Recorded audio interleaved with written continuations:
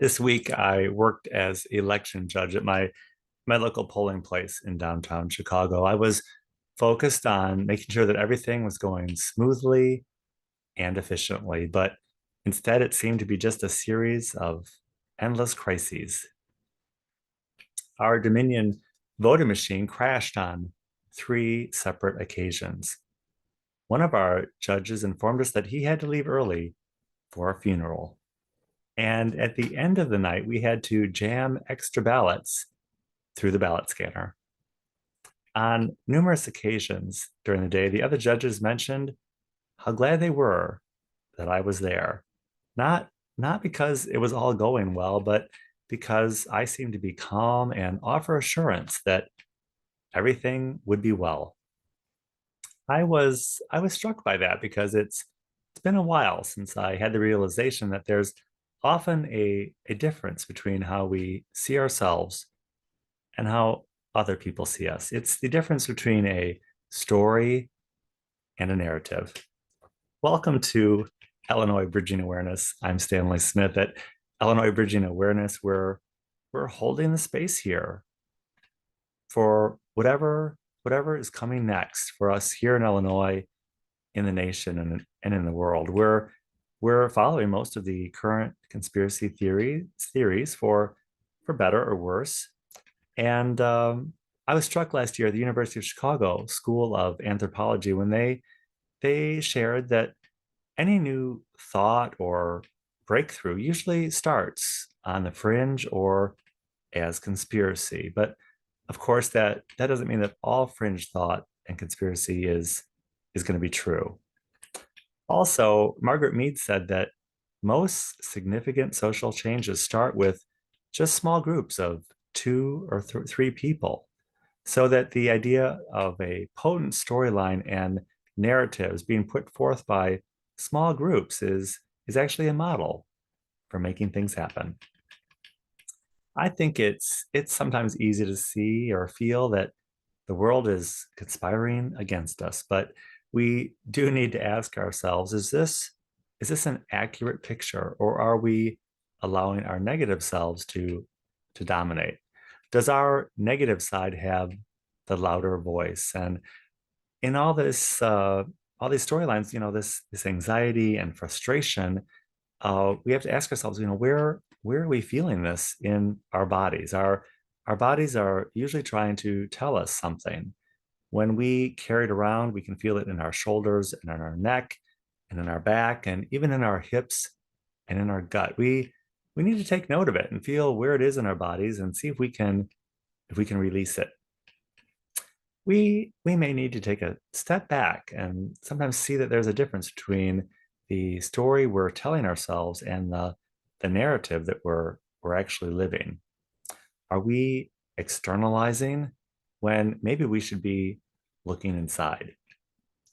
We all have free will and a choice, but it's sometimes just too frightening to face that. A warning sign that we might be off track is the idea of that we're operating from a everything is at stake starting point. God has the idea of who he wants us to think he is versus who we think God is. And this was an idea that was presented to me by a friend of mine. And I thought it sounded kind of convoluted and I had to write it down a couple times, but it's the idea that we think we know who God is, but God has an idea of and a vision of who he wants us to think he is. And that's a fun thought to ponder. It's similar to the difference between how we see ourselves and how others see us, who we are, and how other people see who we are. And the Edgar Casey people recently shared the notion that one could make the case that, it seems like God has almost forbid us to see ourselves. And this might be because we we might need to see ourselves through others. And perhaps God wants us to see ourselves reflected in others through our thoughts, words, and deeds, and how these affect other people. Through this process, we can see who God wants us to see who we are by loving those around us. We need to ask ourselves, is the negative part of ourselves dominating the conversation? Which has the louder voice in our lives? Just because our negative self is right about some things, it doesn't mean it's right about everything. This is a mistake we sometimes make. Were there mistakes and irregularities at the polling place this week? Yes. Yes, there were. Did most people see it? Yes. Yes, they actually did. Uh, we're presented the narrative that there's no election fraud, but the story we all experienced is that something something was not quite working correctly. This story has permeated the public psyche, and just like Margaret Mead said, you don't have to have a lot of people to move a storyline along or to create social change and put it into action.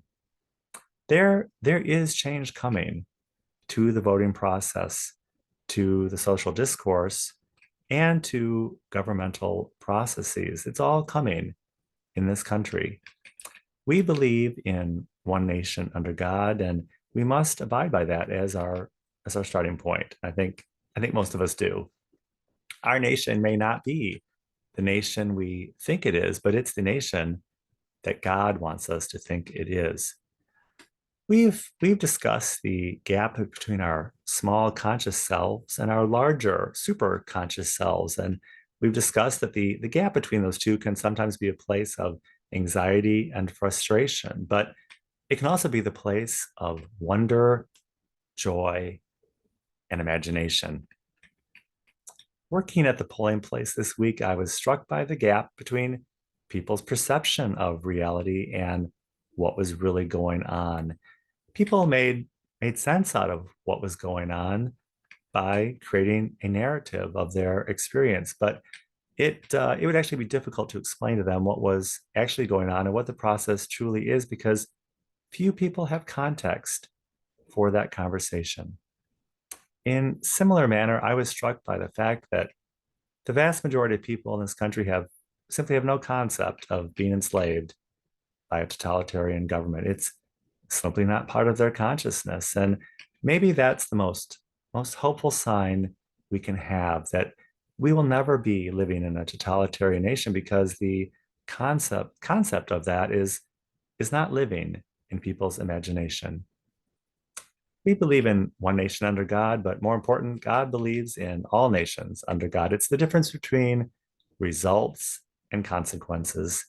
The authoritarian state might be playing a game or a results game, but the people are all about the consequences. And the consequences of results is moving the needle in this country in the direction of how God sees us, even though it might not be always that easy to see it that way. If you would like to join us at Illinois Bridging Awareness, the Saturday call is every Saturday at 9 a.m. Central Time. I will include my email in the description of this video, and I'll be happy to send you an invitation. And I look forward to seeing you very, very soon.